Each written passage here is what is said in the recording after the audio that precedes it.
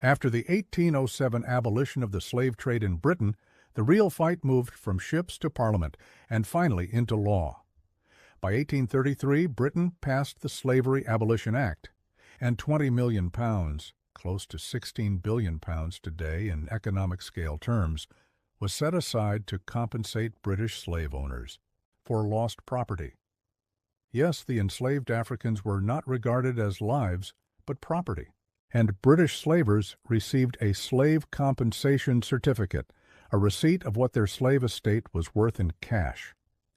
The payouts were administered by the Bank of England, using about 40% of Britain's annual budget. But it came at a cost to the British taxpayer, and for over 150 years, generations of ordinary British people had to repay the time value of that amount.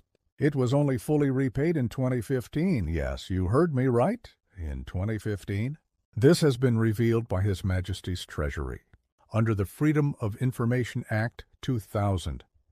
Notable beneficiaries of the compensation include the families of David Cameron, former British Prime Minister, Douglas Hogg, British Conservative politician who served in ministerial portfolios and later entered the House of Lords in 2015, the ever-famous novelist George Orwell of Animal Farm fame, Graham Greene, the English author of The Power and the Glory and the Quiet American, Justin Welby, immediate past Archbishop of Canterbury and head clergy of the Anglican Church, the Hibbert family, who collectively received over $103,000 in slavery compensation, a conservative value of roughly between $8.5 and $8.9 million today, and over 3,000 other recipients, including 797 named businesses like Barclays and Lloyd's Banking Group, past governors of the Bank of England, among other entities.